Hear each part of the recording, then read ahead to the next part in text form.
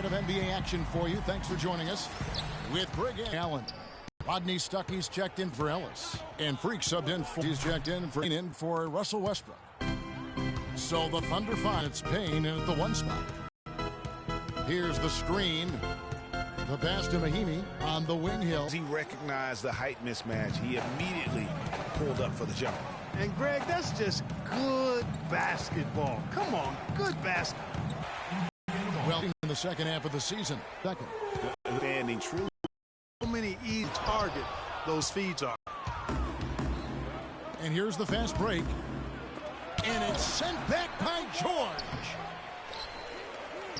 Collison dishes to Durant. Good, and the assist goes to Collison. Yes. Durant's got 5 now.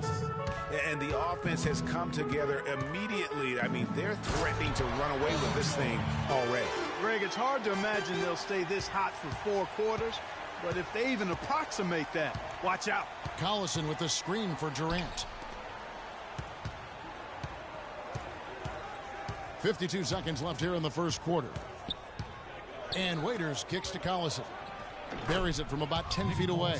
And the defense looks soft early on. They've got to sum it up a little more sense of urgency.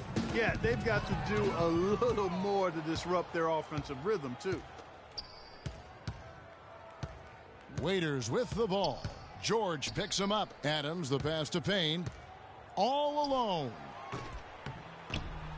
Second shot opportunity. Adams' shot is good. And they've done the job on the offensive glass. I like the activity there, keeping the ball alive and creating some second chance buckets. Mahimi dishes to Hill. It's 3-on-3 on the fast break. Here's Payne, and a foul on the shot. He'll go to the stripe for 2. Oklahoma City shooting their first foul shots of the night here. That's good from Payne.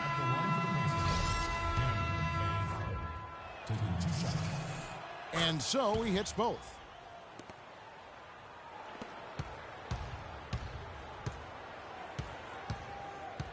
Now here's Freak. 12 points his last outing. And the defense really pressing up on him. Made that a tough shot. And now, let's do it for your Ace. And Kevin Durrant, former MVP, still feels like he has room to grow. And well, the will seems to be there, Greg, but Kevin Durant seems surrounded by uncertainty. Can he get that and stay healthy for the entire season? How does he work with his new coach? Where does he really want to be?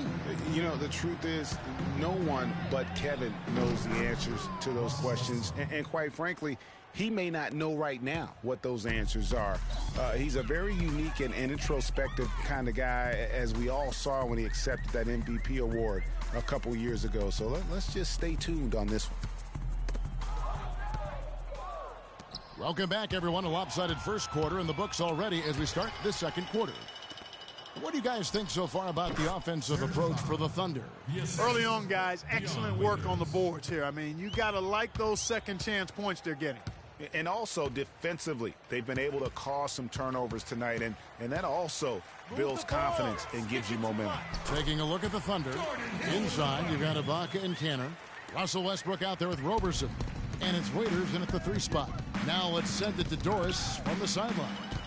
Well, Kev, Freak in the last matchup against the Raptors played some good basketball. He picked up 12 points, and it seemed every trip down he would end up at the line. A lot of free throws for him. He really was the second unit for his team in a great performance, guys. All right, Doris. Well, guys, coming off a performance like that is changing it up here. And here are the Pacers now. This game coming on the heels of their win against Toronto. And how about the game plan that was constructed for that one? I mean, it was apparent how powerless the D was to stop it. Yeah, that's a good way to put it. I mean, they just didn't have an answer for anything they threw at them. Right side, Westbrook. They get it back. Adams' shot is good. Adams has got his 3rd bucket of the night. Just not enough bodies on the glass right there, and they paid for it. Well, Greg, I know you're a little guy, but you know what it means to box out, and it's an effort thing and a mindset deal. You got to get your body between that other player and the ball. Here's where Oklahoma...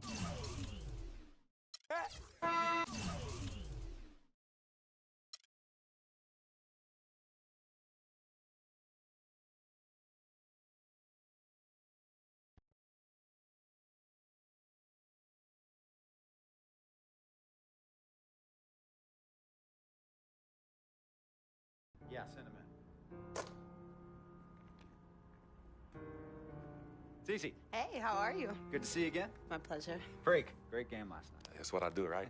Indeed. Have a seat. Pagnotti. How you doing? Thought you'd be selling used cars by now. Funny, comedian. I thought you would have invested in some new clothes, being a team owner and all.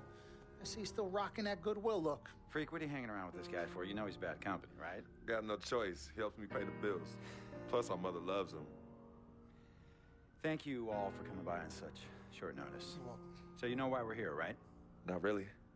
You want to negotiate an extension for Freak, right? Well, since you mentioned it, your client is quickly becoming a liability for this organization. We've already put a plan in place that's going to address all your concerns and issues. Let me finish. Thank you. Myself, the front office, and the coaches are not satisfied with the adjustments you've made in your life off the court. I personally warned you about the company you keep, and we're fed up with the late nights and showing up late to shoot-arounds and the bad press and the incident at the nightclub. I told you Vic was going to be your downfall, and I was right. Something has to change now, or we're not going to need your services any longer. If this is about that Twitter stuff, Vic was playing. Okay, it was a joke. It's not about that. It's everything. Like I told you before, Vic is my best friend. I can't just cut him off. He's practically family. Not really. What exactly are you trying to say? I'm not trying to say anything, Dom. I'm saying it. Freak and his friend Vic are a problem for me and this organization. And I called you in here to figure out how we all together can fix this problem. And right now, I'm only seeing one solution. I agree that Freak may need to make some adjustments in his personal life off the court, but that's a learning process. We both know that. But this almost sounds like a threat. And Dom Pagnotti doesn't take too kindly to threats. Is this a threat? Call it what you will. We all know that Vic is a problem. The only person who doesn't seem to realize that is my brother. I'm sorry, bro, but enough is enough. I don't have a problem with what you're saying. I have a problem with how you're saying it. Now, I know we can come to some understanding without all the ultimatums or threats. Can we all come to a understanding, a compromise? No more compromises. I already warned Freak. I told you. Don't be a hero. Cut that zero. It's cut Vic loose, or we trade Freak. It's that simple. Fine, we'll go sign with another team. Good luck with that, Pagnotti. Because of Vic, Freak's reputation precedes him. No, because of Freak's God-given talent, his reputation precedes him. Everybody's been talking. Dom, you know how this works. This is not about you and me and our history. This is about your client. Help him. You talking as if I'm invisible. You talking around me, about me, but not to me. Vic has always had my back. And I've given this team everything I got. I practice hard. I play hard. Yeah, some nights I got it, some nights I don't. Some days I might even show up a little late to shoot-arounds. But every time I'm on that court, I've always given my best.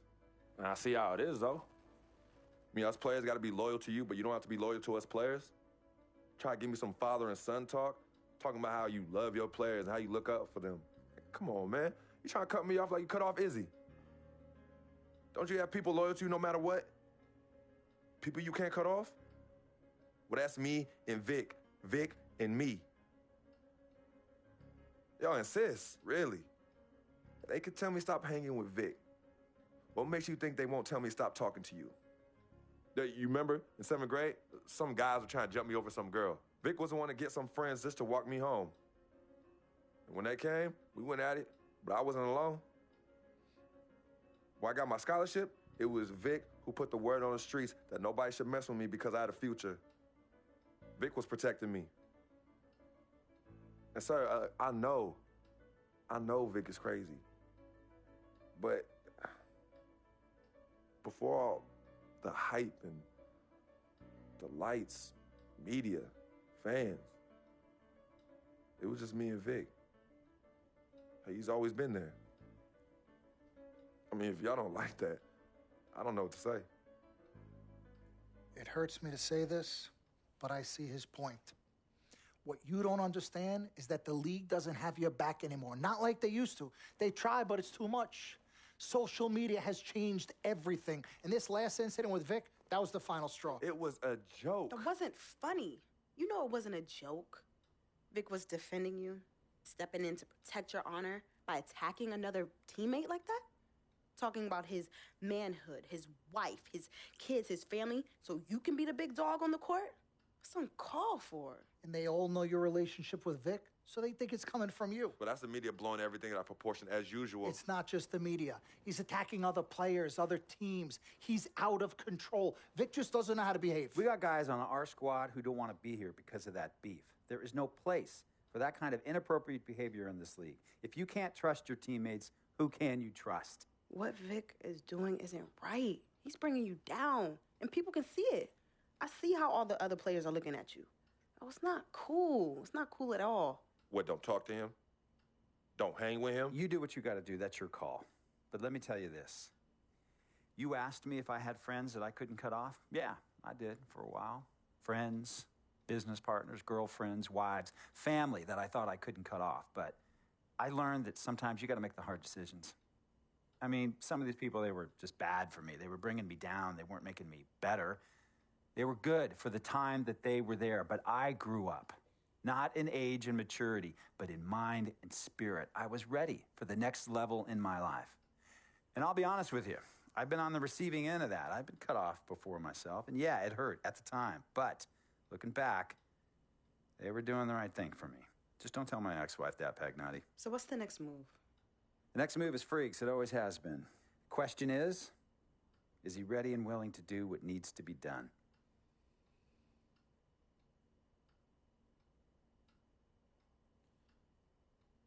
This is messed up. You take a moment to think about it, but think long, think wrong. The snafu should have been cleaned up a long time ago. With or without you, we got games to win. Freak, you gotta handle your business. Okay, we've all said our piece. You might cut me off as your manager, but I will always be your sister. Twin, this is on you. I might not like it, but I will respect any decision you make.